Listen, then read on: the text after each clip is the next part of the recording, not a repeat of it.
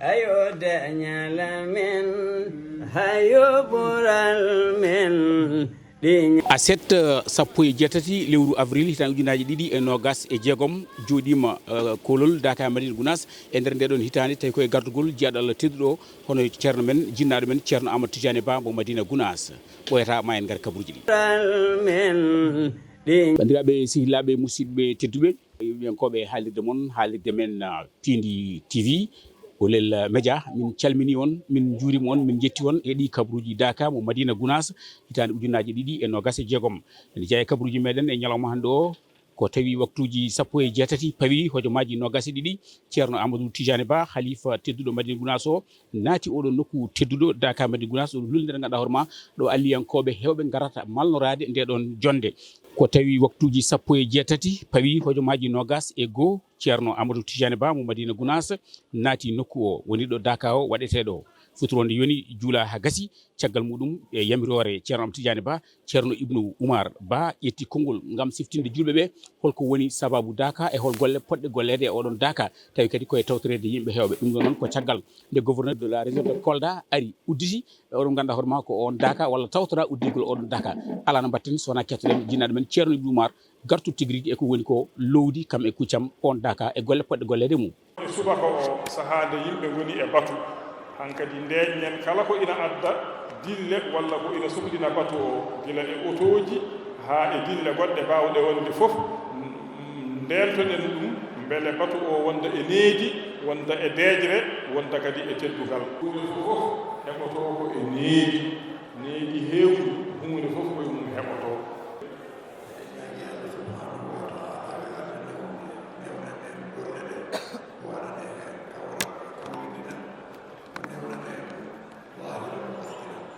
eɗen ñaagui Allah noon subhanahu wa ta'ala yo Allah newnan en golle ɗe o waɗana en e golle he kawral e kawridinal zahiran wa batinan yo Allah jaabu du'aw allahumma salli ala sayyidina muhammadin wa sallim Amadou Baro Ba ko goto e joguiɓe konngol halfinaɓe goomu Dakar o arti tigui rigui koye darde kam e golle ɗe ɓen jayniyankoɓe poti golluɗo e nder oɗo Dakar nde tawno eɗen gandi e wiide makko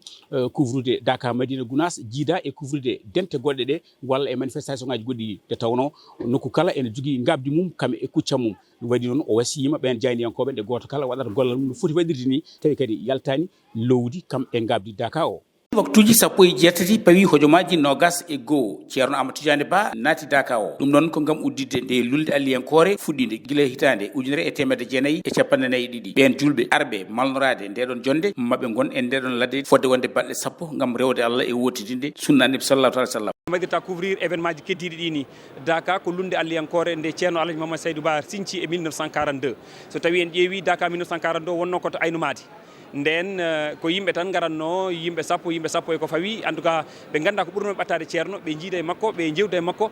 Dakar waɗi e guila nden kala nde ceerno ɗanni so immima ɗo so yalti leydi ndi Dakar waɗata mais à partir de 1960-61 ko nden Dakar duumi ɗo e o nokku mo gonɗen guila nden ha hannde alhamdulillah rabbil alamin waɗi ɗum waɗi en terme d' édition on ne peut pas parler de 85 walla de 86 en mbiyat tan édition 2026 pourquoi parce que hewɓe ne mbiya 85 ne mbiya 86 donc Dakar ko noon Allah e yiɗiran ɗum e wiide makko noon jaynen ko gaga wondemo jaynowo ko julɗo poɗɗo wadde kala ko julɗo foti wadde e nder oɗo Dakar formo kadi juɓɓudi Dakar o gueɗen ɗiɗoɓel ngel so jaynen ko ari ko France wiyata ko c'est une pierre deux coups a rewat Allah keɓa barke o keɓa ko waɗete ɗo ko kono mbaɗata gollal ma onon wonɓe ɗo ɓe foof oɗon gandi holno ngal ɗo meccal waɗirte hay goto hen mi haalanta no ngal waɗirte heddi ko neɗɗo foof no mbaɗa ni ko ɗo kalɗo jaaɗa ko noon mbaɗa donc goto men foof yacci en hakkille ganden kala ko foti yaltude ɗo ndewe e comité d' organisation pawaɗo o so ɗum foti yaltude ɗum ƴeewe yalta ko wona ɗum ko heddi ko goto mon fof no foti andude hunde ɗum ɗo ko responsabilité éthique et déontologie nan ɗon on jangui ɗum mi janginta on ɗum donc mbaɗen meccal men ngal no foti waɗirede ni hay goto wasa en ñingde kadi kala ko cohluɗon e ko ɗum wawi wonde foof e organisation en tout cas min mo ganduɗa min halfina communication mami daro hen haɗum laaɓa Dakar o noon udditi e tawtorede dental julɓe kewgal tawi guimori koye nokkuji certuɗi tawi kadi halfinaɓe kisal e ndenka ngal ɗon dental ina daari darde tinde gam etade wadde golle mumen no hannirta ni ko hikka waɗi duuɓi 40 pawɗi ko on Daka ɓami mawninede ɗe nokku ɗum noon koye tawtorede julɓe hewɓe immortoɓe nokkuji certuɗi goto mabɓe kala noon arata koye weltare mawde kam e softene timmude ɗum ko gam arde wennade on barki keɓeteɗo e nder oɗo Daka waɗi Djiby Dieng jokkodiri e hewɓe mabɓe goto mabɓe kala holliri weltare mum kam e softene mum nde heɓata e oɗo Daka kono kadi ɓe kolliri e kala saaha sunare nde ɓe keɓata e wasde ɓe tawtorede Daka o. min ko Hayra Law diwan Dumga Law diwan Madina Diaƴɓe diwan Jum hanki min waɗi toon départ subaka min jooɗi jottimi amin min beltima noon e garangal he kadi min beltinima kadi Alaji Mo Saydou radiyallahu taala anhu Madina Gounass ɗum noon amin ñaago Allah kadi hitande fof arde yo Allah addi min ɗo henna wonno hande duuɓi joyi hande presque duuɓi joyi ɓiɗa ɗo 2022 2023 2024 2025 2026 mara woni 5 ans mbiɗa ara ɗo henna ɗum noon ɓe ñaago Allah yo Allah jokku moƴƴere ɗum yaara yeeso ngol ko mawɗum yettere Allah min ummima jaam min jettima jaam hay caɗele goto min dañani min jaa e barke Alaji Mo Saydou yalla ko en tawede o saaha kadi wuuri eɗen ɓeydi en ustaki min délégation amen ɓe fof hayre min ummi min gaare jaam min jettima jaam kadi onon darde moon kadi mi yii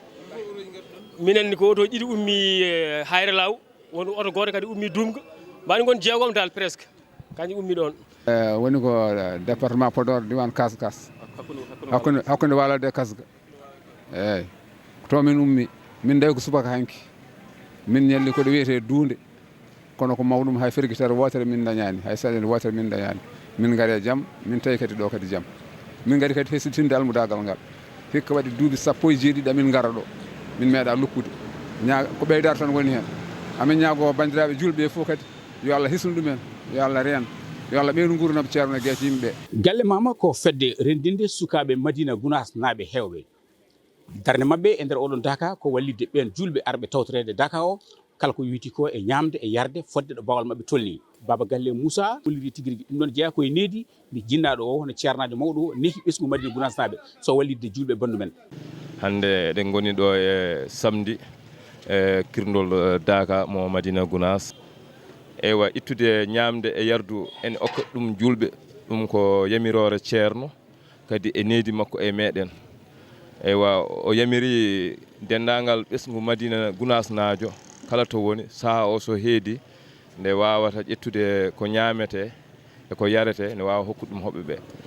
Galle Mama noon kañumne immima e sifa darade rendinde ɓesgu Madina Gounass foof ɗiɗo subakaji so ɗi jonti subaka kirndol o aɓe gandi hoɓɓe meɗen ɓe toɓe gimmoto to e Duna Baba Adama e ala foof toɓe giwrata hewɓe ko so juuli juma kirndata mbaala arde jetto ɗo subaka ewa so jettima ɗo subaka noon hadi pour jettade paye Daka direct ma ndewa to juma ɗo juuro eyyi ɗum noon joguiɗen hen peeje